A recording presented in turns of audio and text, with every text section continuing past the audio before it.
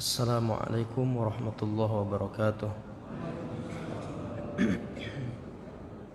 Alhamdulillahilladzi nahmaduhu wa nasta'inuhu wa nastaghfiruh wa na'udzu billahi min syururi anfusina wa sayyiati a'malina may yahdihillahu fala mudilla lahu wa may yudlil falan tajida lahu waliyyan mursyida. Asyhadu an la ilaha illallah wahdahu la syarika lah wa asyhadu anna Muhammadan 'abduhu wa rasuluhu la nabiyya ba'dah. Kaum muslimin musliman yang dimuliakan Allah Subhanahu wa taala. Bersyukur kita mengawali majlis ilmu subuh ini dengan mengucapkan alhamdulillahirabbil alamin. Dengan izin Allah kita dapat melaksanakan salat subuh berjamaah.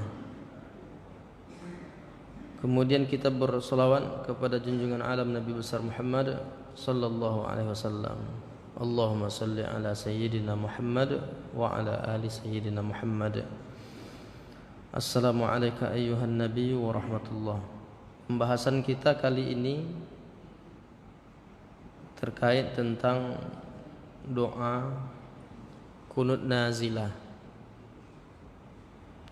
Cerita tentang kunut sebetulnya ada 3 yang populer.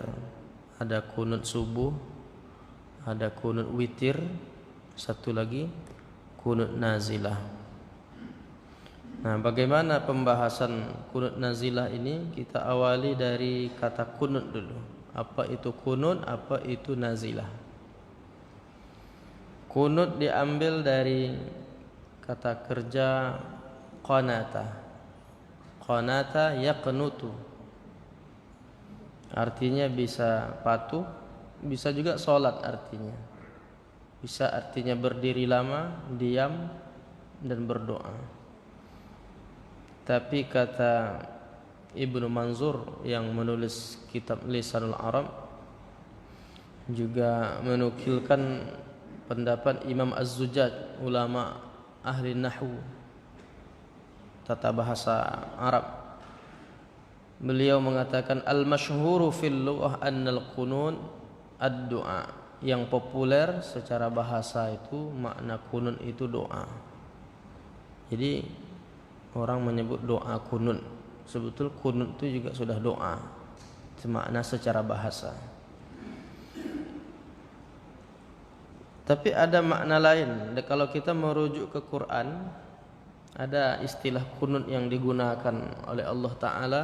Misalnya dalam surah Al-Baqarah ayat 238. A'udzu billahi minasyaitonir rajim. Hafizu 'alas salawati was salatil wusta. Wa qumu lillahi qanitin. Peliharalah segala salat dan khususnya salat wusta. Salat wusta ini ulama ikhtilaf. Apakah maknanya asar? Yang populer itu disebut salat asar. Tapi bisa juga dia bermakna zuhur dalam penjelasan yang lain. Tergantung. Kalau dibagi hari itu, wusta itu artinya tengah. Kalau hari itu dibagi 2 siang dan malam, kalau siang dan malam itu siang dipahami subuh dengan prosesnya dimulai subuh zuhur, malamnya maghrib isya, berarti tengahnya wusta asar. Tapi kalau memulai hari itu dianggap siang itu zuhur asar, kemudian malam itu isya subuh, berarti maghrib. Nah, jadi memang ada ikhtilaf tuh ulama tentang mana yang dimaksud dengan salat wusta. Tapi intinya, mengapa tidak tetap mana yang wusta? Supaya kita jaga 5 waktu itu. Sama dengan ketika penjelasan Imam Ar-Razi ketika kenapa tidak ditetapkan tanggal berapa, malam keberapa Lailatul Qadar, supaya malam-malam Ramadan itu diisi dengan amal soleh. Kenapa tidak ditetapkan bahwa ada satu titik di hari Jumat itu doa paling dikabulkan oleh Allah, supaya hari Sayyidul Ayyam itu benar-benar kita isi dengan banyak berdoa, bersolawat dan lain sebagainya. Nah, tapi di ujung ayat ini kalau kita kembali ke judul kita, wa qumu lillahi qanitin. maka berdirilah untuk Allah dalam salat, qanitin, dalam keadaan khusyuk. Jadi qanitin itu artinya bisa bermakna khusyuk kalau kita lihat dari sisi terjemahan, dari sisi bahasa. Bisa dia bermakna taat atau taat kemudian istiqomah beribadah. Itu juga makna qanitin. Dalam surah At-Tahrim ayat 12 misalnya, wa Maryam ibnata Imran allati ahsanat farjaha fanafakhna fihi min ruhina wa saddaqat bi kalimati rabbiha wa kutubihi wa kanat minal qanitin. Jadi Maryam itu anaknya Imran, dia memelihara kehormatannya, kami tiupkan ke rahimnya sebahagian dari ruh ciptaan kami, itu yang kita kenal Nabi Isa, dan dia membenarkan kalimat Rabbnya dan kitab-kitabnya, dan dia termasuk qanitin, orang-orang yang taat. Jadi kunut itu secara bahasa bisa bermakna khusyuk, bisa berdiri, bisa diam, bisa maknanya berdoa, bisa artinya taat. Tetapi untuk fikih satu istilah dalam berdoa di dalam solat itu, maka itu lebih dikenal dengan istilah berdoa. Kalau kita lihat secara istilah, para ulama seperti Ibnu Allan dalam kitab Al-Futuhat Ar-Rabbaniyah Al-Azkar An-Nawawiyah, syarah Al-Azkar Imam An-Nawawi, apa katanya? Yang dimaksud dengan kunun ismun lid-du'a fis shalah fi mahallin makhsusin minal qiyam, suatu istilah untuk doa yang dilakukan di dalam salat. Dilakukan dalam salat itu kapan? Pada saat berdiri. Maksudnya yang namanya kunun itu ketika berdiri dalam salat. Kenapa tak disebutkan ketika bangun dari ruku? Karena ulama beda pendapat. Ada kunun itu sebelum ruku, ada kunun itu sesudah ruku. Makanya enggak disebutkan langsung. Intinya ketika berdiri dalam salat ada keadaan di mana orang melakukan yang disebut dengan kunun. Nah itu kunun. Sekarang nazilah. Karena kunun nazilah pembahasan kita, apa itu nazilah? Kalau nazala yanzilu artinya turun. Tapi nazilah yang dipahami di sini maksudnya musibah besar menimpa. Maksudnya turun juga kan? Musibah itu diturunkan. Nah, musibah besar yang menimpa kaum muslimin. Jadi melakukan kunut dikaitkan dengan ketika Allah menguji hambanya dalam konteks yang luas, kaum muslimin pada umumnya. Nah, di sini kalau kita lihat penjelasan para ulama, kunut nazilah adalah kunut yang dilakukan ketika terjadi musibah besar, musibah luar biasa yang menimpa umat Islam. Apa tujuan kunut ini? Mendoakan kebaikan, mendoakan keselamatan bagi kaum muslimin yang tertimpa musibah, dan mendoakan agar dijauhkan dari bahaya musuh misalnya. Jadi ada beberapa ketentuan. Apa saja sebab orang melakukan kunut nazilah? Ada karena musibah besar, ada karena memang ancaman musuh, ada karena penganiayaan terhadap kaum muslimin. Nah itu dianjurkan untuk kunut nazilah. Nah hukum kunut nazilah ini menurut mayoritas ulama seperti mazhab Hanafi, Syafi'i dan Hambali, hukumnya sunnah. Artinya dianjurkan.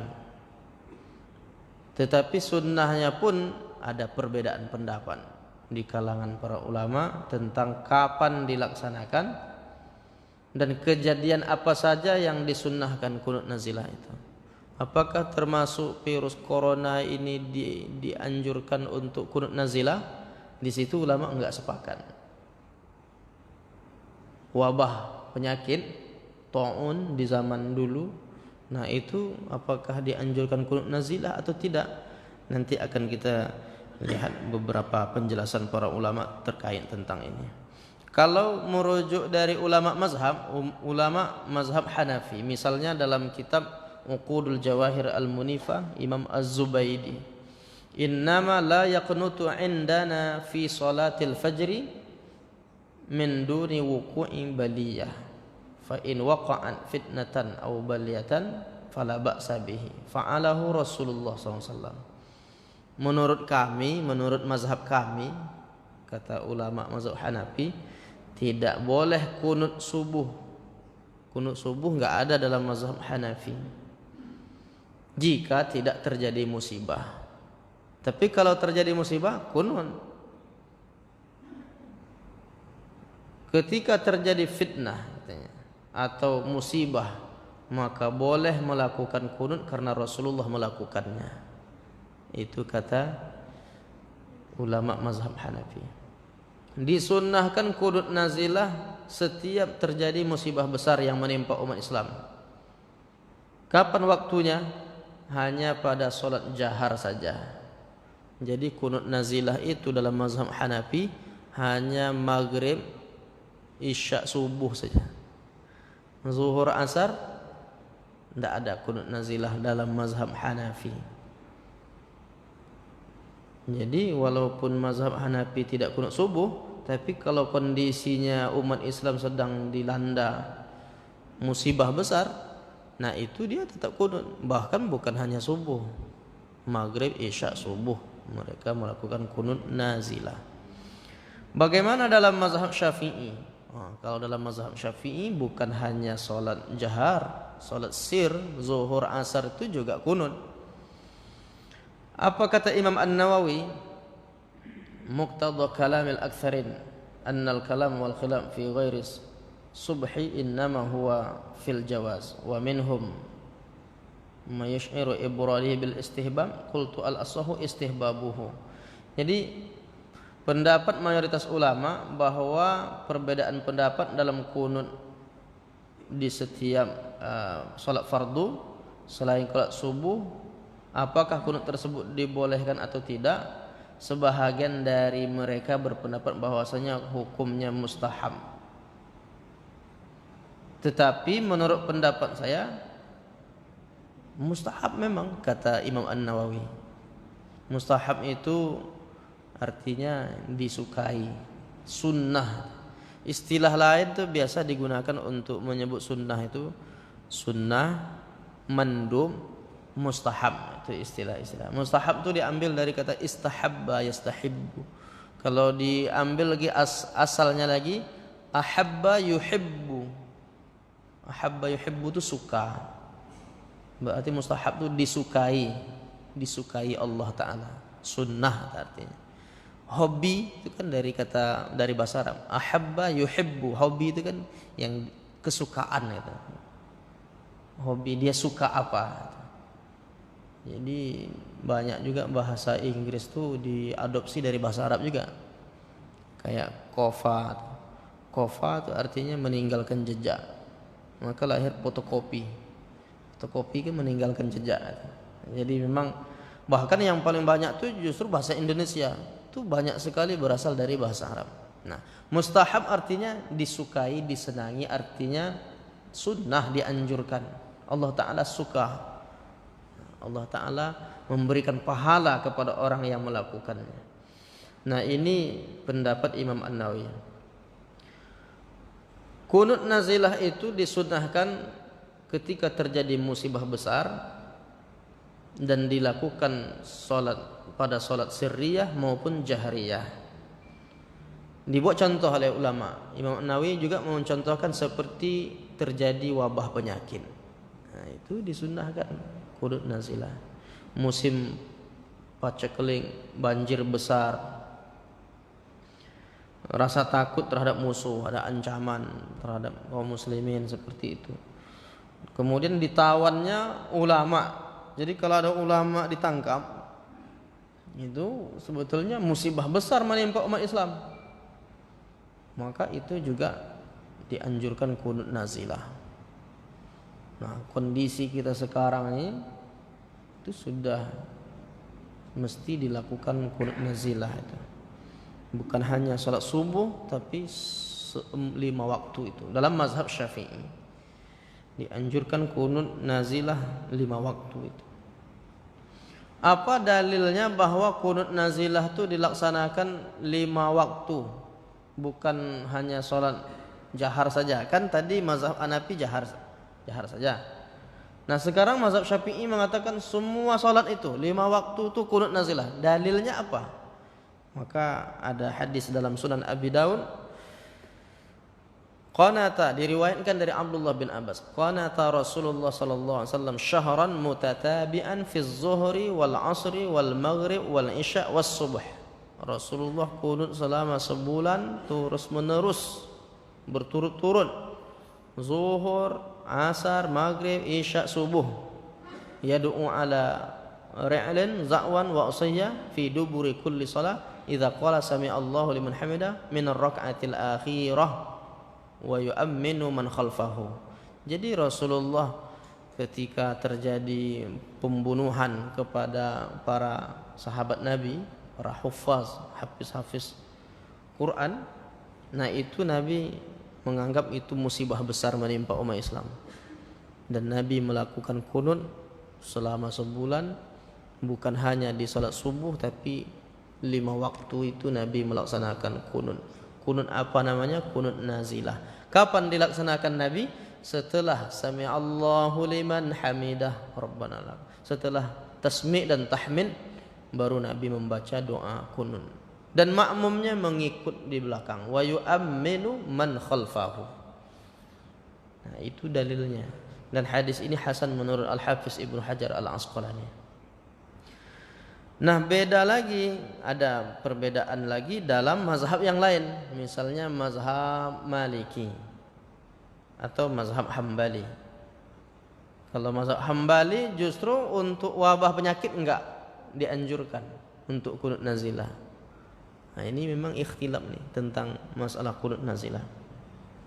Jika terjadi musibah besar yang menimpa umat Islam, Imam Al-Buhuti, ulama mazhab Hambali, dalam Kasyaful Qina dia sebutkan, fa in nazala bil muslimina nazilah hiya asyadidatu min syada'idid dahri ghaira at-ta'un. Jadi jika terjadi musibah besar yang menimpa umat Islam, di mana musibah ini termasuk kejadian luar biasa selain wabah ta'un, selain wabah penyakit katanya. Tapi ada alasannya. Lalu apa? Maka disunnahkan bagi pemimpin tertinggi khususnya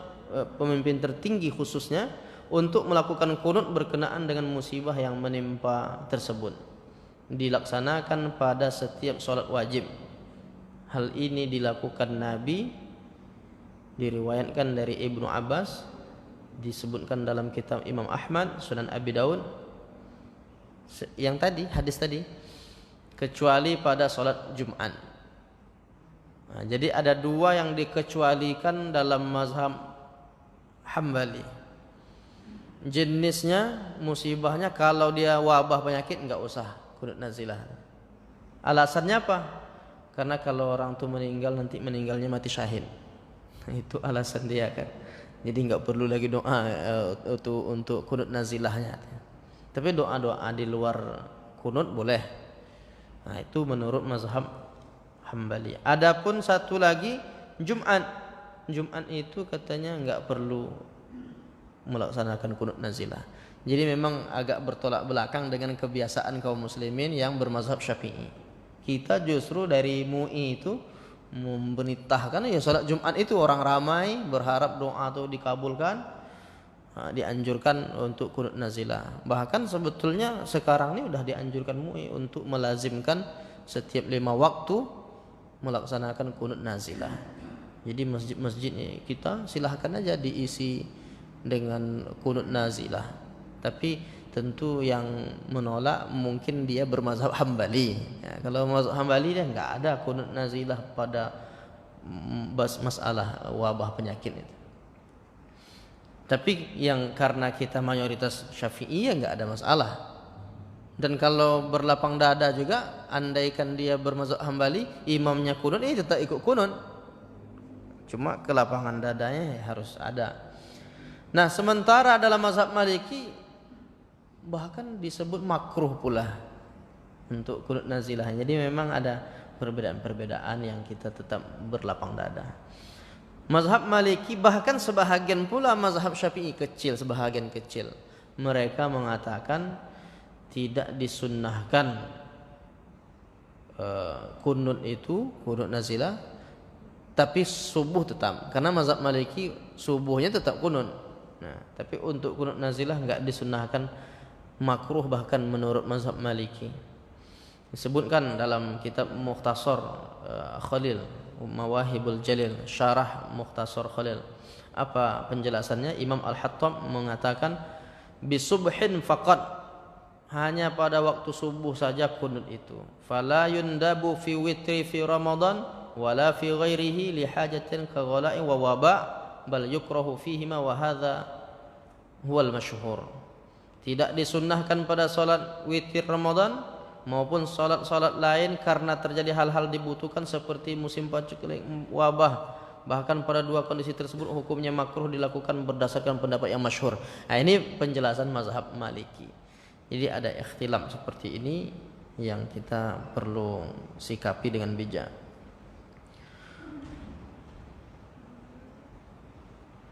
Kemudian mengapa mazhab Maliki menganggap makruh? Mungkin kan perlu tahu kita. Paling tidak dasar-dasar ini, mengapa ada ikhtilaf seperti ini kan ada sebabnya semua. Alasan mazhab Maliki karena Nabi sudah meninggalkannya. Kan ada hadis tentang Rasulullah kunut selama sebulan mendoakan keburukan untuk orang-orang perkampungan Arab yang membunuh sahabatnya itu. Kemudian Nabi meninggalkannya. Jadi karena kata meninggalkannya ini, kunut nazilah itu sudah ditinggalkan. Jadi dia pahami bahwa itu hadis terkait kunut nazilah. Kemudian Nabi meninggalkan doa-doa kunut nazilah itu. Jadi enggak usah diamalkan lagi menurut mazhab Maliki. Tapi kan itu sudut pandangnya. Kalau sudut pandang mazhab yang lain itu bukan terkait kunut nazilah hadis itu. Atau bisa jadi dipahami tidak ditinggalkan laknat. Ini kan ada pembahasan kita tentang kunut subuh dulu. Kemudian ada lagi dari Abu Hurairah dan lain sebagainya. Nah, intinya mudahnya, simpelnya begini aja. Mazhab Hanafi berpendapat bahwasanya salat jahar itu sunnah kunut nazilah. Jadi maghrib, isya, subuh itu disunnahkan. Terjadi wabah penyakit seperti ini kalau kita kaitkan dengan wabah penyakit. Nah, ini sunnah untuk 3 salat. Kalau salat jahar boleh jadi masuk Jumat, karena kan Jumat juga dijaharkan. Mazhab Hanafi. Mazhab Syafi'i dilakukan pada semua salat fardu, baik salat jahar maupun salat sir. Sementara mazhab Hambali pada semua salat fardu juga. Artinya dalam semua salat fardu itu kunut nazilah secara umum itu disepakati, tapi untuk salat Jumat tidak. Dan jenis apa yang menyebabkannya juga tidak sama mazhab Hambali dengan mazhab Syafi'i. Bagaimana cara membaca doa ini menurut Imam Nawawi, ulama mazhab Syafi'i? Wa amma ghairu subhi idza qanata fiha farrajih annaha kulluha kasubhi sirriyah kanan au jahriyah. Adapun jika pada salat selain salat subuh dilakukan kunut itu, maka pendapat yang kuat, yang rajih dalam pelaksanaannya adalah sama seperti salat subuh, baik sirriyah maupun jahriyah. Maksudnya baik salat sir maupun jahar. Maksudnya sama tempatnya. Sama tempatnya di akhir rakaat terakhir, bukan sama tempatnya di rakaat kedua. Sama dengan salat subuh. Nanti kan kalau tak dijelaskan, melaksanakan kunut di salat-salat lain itu sama seperti salat subuh. Nah, nanti disangkanya di rakaat kedua. Maksudnya sama di rakaat terakhir. Jadi kalau zuhur dia berarti di rakaat keempat. Bangun dari ruku', sami Allahu liman hamidah. Rabbana lakal hamdu, baca doa kunut nazilah. Apa saja lafaz kunut nazilah itu? Sebetulnya hadis-hadis terkait ini banyak. Ada Allahumma ighfir lana walil mu'minin walil mu'minat wal muslimin wal muslimat wa alif baina qulubihim wa aslih dzata bainihim wansurhum ala aduwika wa aduwwihim. Allahumma la'an kafarata ahlil kitab alladzina yasuddun an sabilik, dan selainnya. Atau bisa menggunakan Allahumma hdina fi man hadain. Kalau sendiri berarti Allahumma hdini fi man hadain wa afini fi man afain wa tawallani fi man tawallain wa barik li fi ma a'tain wa qini bi rahmatika syarra ma qadain fa innaka taqdi wa la yuqda alaik, dan seterusnya. Itu nanti bisa ditambahkan misalnya khusus untuk wabah penyakit itu Allahumma dfa'annal ghala wal waba wal fahsya wal bala wal waba. Ya Allah, jauhkan kami dari bencana, jauhkan kami dari wabah penyakit, kan. Wal fahsya wal munkar wal mihan wal fitan ma zahara minha wa ma batan min baladina hadza khassah, khususnya negeri kami ini, khassah secara khususnya. Wa min buldanil muslimin amah, dan negeri-negeri kaum muslimin secara umum. Innaka ala kulli syai'in qadir. Itu dibolehkan membacanya seperti itu. Ada hadis dalam Sunan Al-Kubra yang diriwayatkan dari Umar bin Khattab, itu boleh membaca Allahumma iyyaka na'bud wa laka nusalli wa nasjud Allahumma wa ilaika nas'a wa nahfid narju rahmataka wa nakhsha 'adzabaka inna 'adzabaka bil kafirina mulhaq, dan seterusnya. Minta ampun, minta pertolongan Allah. Nah, itu hal-hal yang perlu diperhatikan terkait kunut nazilah. Bisa kita praktekkan, inilah masanya. Dan yang terpenting sekarang ini yang kita harapkan tuh agar dijauhkan kita dari musibah besar ini, dari penyakit ini. Sampai di situ barangkali kajian kita tentang kunut nazilah. Ada hal-hal yang mau kita diskusikan, barangkali kita diskusikan sebagaimana biasa. Menjelang salat sunnah isyraq ada beberapa menit, jika ada pertanyaan.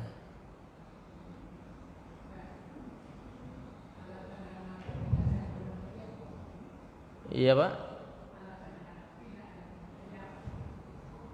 alasan Nabi enggak ada kunut.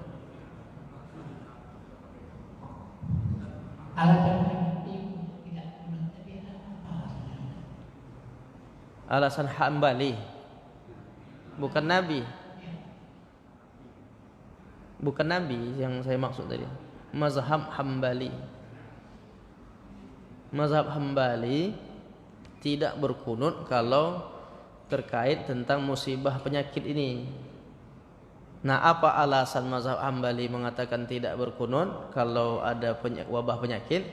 Karena wabah penyakit itu kalau umpama menimpa suatu kaum, dia mati syahid. Jadi enggak perlu, ini alasan dia. Kan ada hadisnya itu kan. Kalau orang ditimpa penyakit begitu kaum muslimin, dia syahid. Maka enggak perlu dia, enggak bisa mengelak lagi kalau sudah mewabah di suatu apa itu. Enggak bisa mengelak lagi, itu Allah menetapkan takdirnya seperti itu. Makanya Umar bin Khattab tidak masuk ke dalamnya, gitu kan. Padahal udah berangkat, tapi karena tahu enggak masuk. Dan yang di dalam tuh seorang sahabat enggak mau keluar. Ini mungkin takdir Allah. Seperti itu kan. Kita tak boleh masuk ke dalam, yang di dalam tak boleh keluar. Nah, itu tentang masalah wabah. Bagaimana, mengapa tidak perlu kunut itu alasannya. Tapi mazhab Syafi'i enggak. Karena ini dinilai sebagai musibah besar yang Allah timpakan kepada kaum muslimin, mohon perlindungan kepada Allah. Udah masanya, udah saatnya. Dan kunut nazilah itu jangan menunggu kita kena dulu baru kunut nazilah kan. Dimanapun kaum muslimin itu, enggak mesti di Indonesia. Andai kan tidak ada, kemarin katanya enggak ada, rupanya udah sekian gitu kan. Andai kan tidak ada kaum muslimin yang sedang ditimpa musibah itu udah. Dan bahkan bukan hanya ini sebab kita kunut nazilah, dikaitkan juga dengan penganiayaan terhadap saudara kita di Palestina, di Suriah, di Rohingya, di Uighur, itu tetap berlaku sebetulnya kunut nazilah itu. Jadi diselipkan juga doa, selain kita mohon perlindungan kepada Allah dari wabah penyakit, juga mohon tolong saudara kami yang sedang disiksa di negara-negara kaum muslimin itu. Nah itu Pak, sebab mengapa mazhab Hambali tidak memilih untuk melakukan kunut nazilah. Alasannya begitu. Wallahu a'lam bishawab.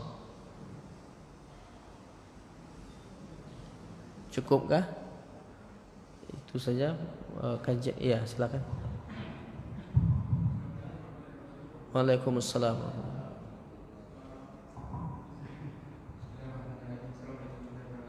Salam. Masalah yang dalil yang dia tadi itu dalil yang hasan atau yang disebutkan oleh Ibnu Hajar itu hasan. Iya. Apakah riwayat hadis yang lain Iya. ada membahas ini bahwa level hadisnya dibedakan? Ada nggak riwayat hadis yang lain yang mengatakan hadis ini tidak hasan? Hanya apakah Ibnu Hajar sekolah dia aja yang meletakkan juga yang meriwayatkan atau mengkategorikan hadis ini hasan? Iya. Waalaikumsalam warahmatullahi wabarakatuh. Hadis tentang ini, tentang kunut yang dilakukan Nabi di sholat fardu ini, kunut nazilah, dalam Sunan Abi Dawud dijelaskan status hadisnya oleh ulama hadis. Al-Hafiz Ibnu Hajar Al-Asqalani itu ulama hadis. Dan yang kalau hari ini penelitian itu banyak, tapi kalau ulama yang kita kenal mumpuni di bidangnya, tentu ulama-ulama terdahulu. Dia yang mensyarahkan kitab Sahih Bukhari, itu dia yang mensyarahkan tuh, Al-Hafiz Ibnu Hajar Al-Asqalani. Itu yang kita ketahui. Boleh jadi ada ulama yang menilai juga, tapi untuk penjelasan Al-Hafiz Ibnu Hajar Al-Asqalani itu sudah mewakilkan, karena dia Al-Hafiz. Kita kalau mau merujuk, zaman sekarang kan banyak orang neliti, oh hadis ini dhaif. Sementara ulama dulu yang hafiz 300.000 hadis itu menghasankan, berarti sudah bisa diamalkan. Karena hadis itu statusnya kan 4, sahih, hasan. Nah ini sepakat nih, sahih sama hasan itu diamalkan. Sepakat, tidak ada kekhawatiran mengamalkan, memang sudah tepat untuk diamalkan. Yang masalah kan cuma 2 itu, dhaif sama maudhu. Bahkan dhaif sekalipun dalam beberapa syarat yang dipenuhi itu tetap bisa diamalkan. Apalagi hasan yang tentu derajatnya dekat ke hadis sahih, bisa diamalkan. Jadi kalau ditanya adakah ulama lain yang mengatakan hadis ini bukan hasan? Boleh jadi ada, tapi sekedar kita merujuk satu pendapat yang dihasankan oleh Al-Hafiz ini sudah mewakilkan dari keseluruhan ulama-ulama yang hebat-hebat, yang diakui keilmuannya. Tidak ada yang meragukan ilmunya Al-Hafiz Ibnu Hajar Al-Asqalani, ulama besar yang tentu diakui ilmunya, dan kita kalau merujuk itu sudah benar. Wallahu alam, tapi perlu penelitian lagi kan. Maksudnya mungkin ada ulama lain yang memberi penilaian. Tapi biasanya kalau udah ulama besar gini, yang lain ngikut aja tuh Pak. Yang lain ngikut. Hadisnya bisa diamalkan. Wallahu alam. Silakan. Assalamualaikum warahmatullahi wabarakatuh. Waalaikumsalam. Yang menjadi pertanyaan kita kan sudah kami kunut ini. Ya. Apa kok dari MUI sampai saat sekarang tidak ada yang menginstruksikan supaya seluruh masjid untuk melaksanakan kunut ini?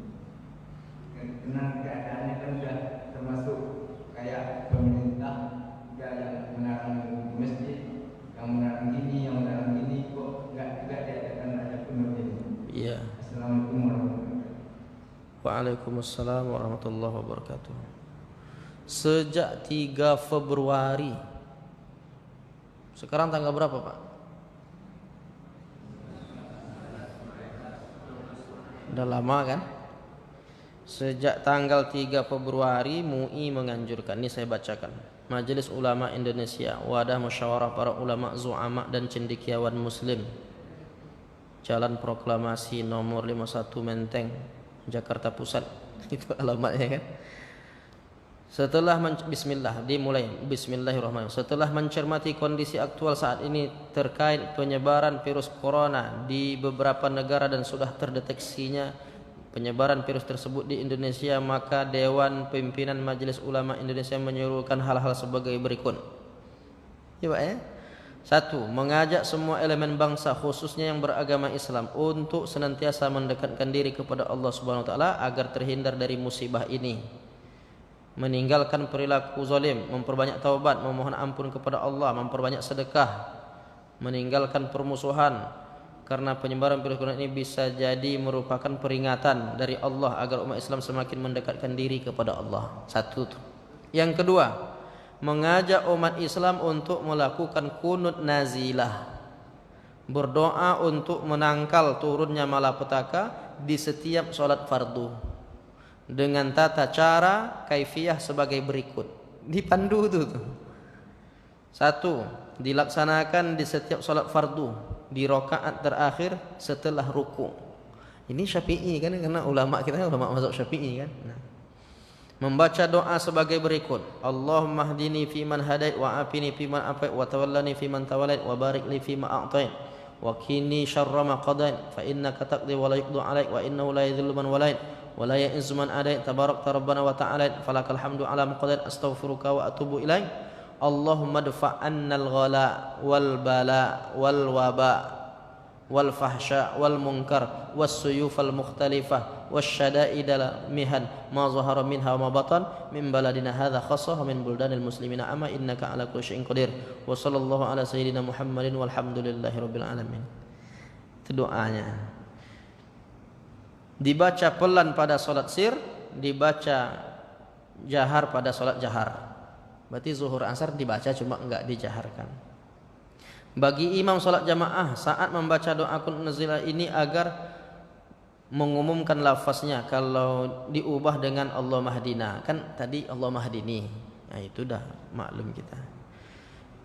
Selanjutnya yang ketiga, mengajak umat Islam agar memperbanyak wudu sesuai tata cara secara benar dan sempurna, khususnya saat mencuci kedua tangan, agar melakukannya dengan lebih ekstra dengan memakai sabun agar diyakini lebih bersih dan lain-lain. Menghimbau semua elemen bangsa untuk tetap tenang bersatu, mengedepankan sikap saling membantu, menghindarkan perilaku saling berbantahan dan saling menyalahkan, serta tidak menyebar berita dan informasi yang belum diketahui kebenarannya, hoax. Nah, itu meminta kepada umat Islam agar berpegang teguh kepada pola hidup yang islami, dimulai makanan, minuman, pakaian dan lain sebagainya. Udah sejak 30 hari kemarin kan, artinya iya tetap dianjurkan, cuma mungkin nggak menyebar, mungkin nggak terlalu banyak yang menyebarkan. Yang disebarkan berita-berita hoax itu. Yang banyak menyebarkan ancaman-ancaman menakutkan. Kita ditakut-takuti dengan berita-berita itu kan, kadang-kadang berlebihan itu. Disikapi, memang sepanjang sejarah tetap ada aja kan wabah-wabah seperti itu. Sikap udah kemarin ya, tapi tetap boleh terus. Nah, pernah beberapa kali saya tanya Pak Imam tadi, cuma kalau mau lanjutkan aja terus. Orang kita berdoa kok, sholat itu kan bahagian dari sholat. Yang tak boleh itu doanya pakai bahasa Indonesia. Ya Allah jauhkan kami dari virus corona. Itu kalau dalam bahasa Indonesia di dalam sholat batal, tapi di luar sholat nggak apa-apa. Ya Allah jauhkan kami dari musibah ini, boleh. Tapi dalam sholat harus menggunakan bahasa Arab. Maka bahasanya dipandu tadi, Allahumma dfa'annal ghala wal bala wal waba. Waba itu wabah, ya kan. Nah itu diantara disebutkan Dewan Pimpinan Majelis Ulama Indonesia, Wakil Ketua Umum, Sekretaris Jenderal. Jadi udah dilaksanakan itu, dan mungkin perlu diingatkan kembali di masjid-masjid kita di lain tempat. Kalau perlu semua masjid-masjid kita nih melazimkan kunut nazilah itu. Udah ada instruksinya kan? Artinya kalau dianggap kunut nazilah itu harus ada instruksi dari pimpinan, dari pemimpin kita. Yang memimpin tentang agama ini kan yang kita percaya tentu ulama. Nah, ulama itulah yang kita yakini ilmunya, kemudian dia instruksi begitu sudah dilaksanakan. Gitu Pak ya? Baik. Sampai situ. Iya Pak. Bismillahirrahmanirrahim. Sesuai dengan kita tadi, kemudian apakah boleh kita berprinsip bahwasanya kita tidak melaksanakan kunut itu karena dalam sholat tidak ada gerakannya atau tidak ada gerakan? Yang pergerakan dalam rukun sholat kan tidak ada kita melakukan sholat kunut doa itu kan tidak ada gerakannya juga. Apakah boleh kita berprinsip hal seperti itu? Karena dalam organisasi kita di Indonesia ini ada NU dan Muhammadiyah, tapi pada prinsipnya daripada kalau saya salah pada Muhammadiyah pada umum mereka tidak melakukan kunut dengan salah satu prinsip hal seperti yang ditentukan hal seperti itu, dan pada umumnya dicap kalau yang NU itu melakukan kunut. Bagaimana keterangan sebenarnya? Terima kasih. Iya. Kalau ceritanya menambah gerakan, nggak ada, itu gerakan sholat. Kunut itu gerakan sholat. Jadi nggak ada hubungannya dengan menambah gerakan, karena memang kunut itu sendiri gerakan sholat. Coba kita lihat penjelasan dari fatwa ulama Saudi. Ini artinya tentang kunut ini, Komisi Fatwa ini secara global menentukan sholat subuh dengan kunut adalah termasuk khilafiyah yang bersifat ijtihad. Kalau ini kunut subuh kan terkait nanti. Barang siapa yang sholat bermakmum kepada imam yang membaca kunut dalam sholat subuh secara khusus sebelum atau sesudah rukuk, maka ia harus mengikutinya. Artinya makmum. Jadi terkait tentang ini harus mengikutinya. Ya kalau imamnya kunut kita ikut kunut. Kalau kita umpamanya tidak mau kunut, berarti dianggap tidak mengikut imam, makmum. Jadi tidak bisa kita berkeyakinan, nggak boleh justru berkeyakinan bahwa nggak ada gerakan itu gerakan tambahan. Justru kunut itu gerakan sholat. Ngangkat tangan itu gerakan sholat untuk kunut. Yang namanya kunut itu ngangkat tangan. Misalnya pendapat Syekh Ibnu Utsaimin ini tentang kunut. Jika seorang menjadi makmum sedangkan imamnya melakukan kunut subuh, apakah makmum mengikuti imam dengan mengangkat tangan? Pertanyaan itu. Dengan mengangkat tangan dan mengaminkan doa kunut imam atau diam saja? Apa kata Syekh Utsaimin? Ini ulama Saudi, dia pun tak berkunut nih. Ulama Saudi, mereka pun Syekh Utsaimin itu tidak berkunut subuh karena mereka menganggap kunut subuh itu ya tidak kuat menurut mazhab Hambali kan, karena Syekh Utsaimin ulama mazhab Hambali. Tetapi ditanya oleh orang, gimana tuh kalau imam berkunut, kami gimana? Imamnya angkat tangan. Jawabannya apa kata dia? Sikap yang benar mengaminkan doa imam sambil mengangkat tangan. Kenapa? Karena itu gerakan sholat. Mengangkat tangan ketika berkunut itu gerakan sholat, bukan gerakan luar sholat. Jadi gimana? Iya dalam sholat. Itulah gerakan dalam sholat. Gerakan dalam sholat pada kondisi kunut. Kunut itu bahagian dari sholat. Kunut nazilah, kunut witir, kunut subuh itu gerakan sholat. Pada sholatnya gerakan sholat. Dalam waktunya sholat subuh ada kunut, berarti itu gerakan sholat subuh. Di antara gerakan dalam salat subuh ketika sami Allahu liman hamidah ngangkat tangan. Itu gerakan dalam salat subuh. Jadi dia bukan terpisah dengan salat, memang bahagian dari salat itu sendiri. Ketika bulan Ramadan, mazhab Hambali ngangkat tangan. Mazhab Hambali. Yang tak berkunut itu kan mazhab Hambali subuh. sama mazhab Hanafi. Tapi Ramadan witir mereka ngangkat tangan. Bahkan ngangkat tangannya itu lama. Doa kunut itu sampai setengah jam. Sampai-sampai orang Indonesia itu kadang agak lama sedikit turun dulu. Tak tahan saking lamanya kan. Ini gerakan sholat. Jadi tidak bertentangan dengan. Intinya memang kunut itu, yang nama kunut itu ya dalam sholat. Enggak ada kunut di luar sholat kan. Kunut itu dua kemungkinannya. Bisa dilaksanakan sebelum ruku, boleh juga dilaksanakan sesudah ruku. Biasanya yang melakukan sebelum ruku itu mazhab Maliki. Hanafi pun melakukannya sebelum ruku. Jadi kalau cuma kan mereka Hanafi enggak kunut subuh gitu. Kunut witir ya. Kunut nazilah ya. Nah gitu Pak ya. Jadi dia bukan gerakan di luar sholat itu. Gerakan ngangkat tangan itu gerakan sholat saat kunut. Karena kunut itu bahagian dari sholat. Kalau ada orang kunut enggak ngangkat tangan, ya enggak kunut namanya. Yang namanya kunut itu ngangkat tangan. Nah itu gerakan sholat. Allahu a'lam bishawab. Itu barangkali. Ya, silakan.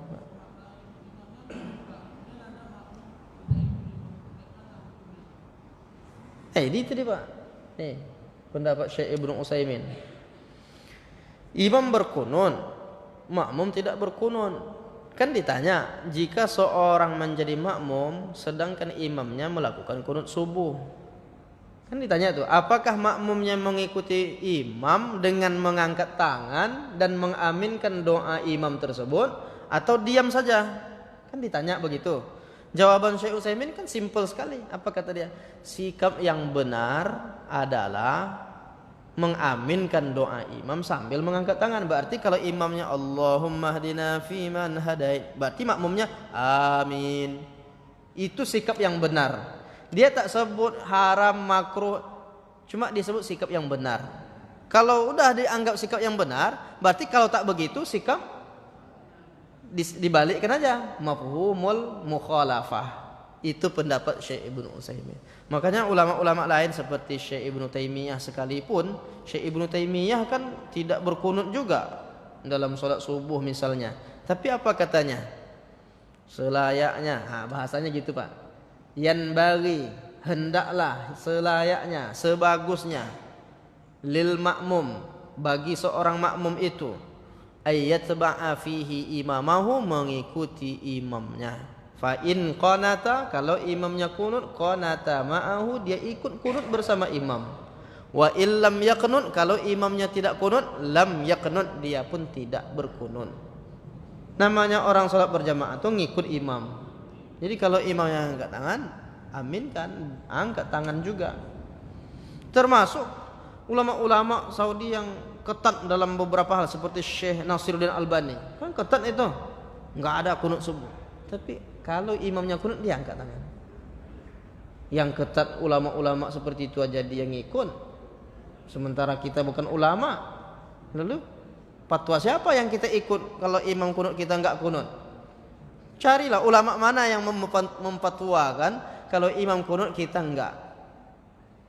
Bahkan ulama-ulama yang anti kunut itu kan, itu mereka ikut kalau imamnya kunut. Cuma kalau dia imam dia enggak kunut.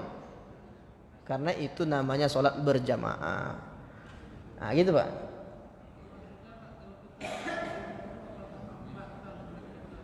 Nah dia masalahnya gini.